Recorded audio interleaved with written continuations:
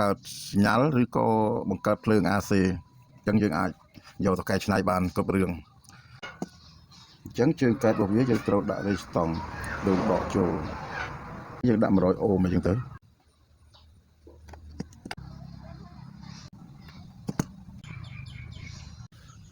អានេះបូកចូលជើងកែត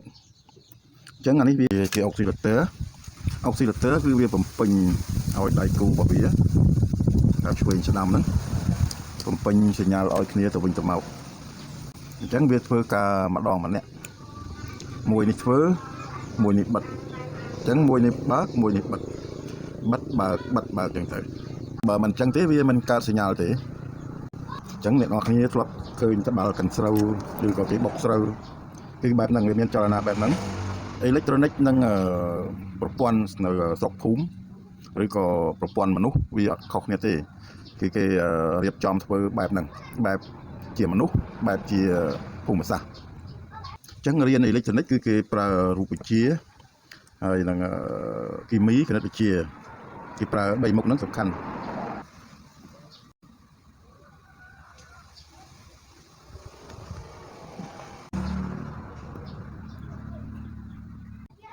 អញ្ចឹងរួចហើយ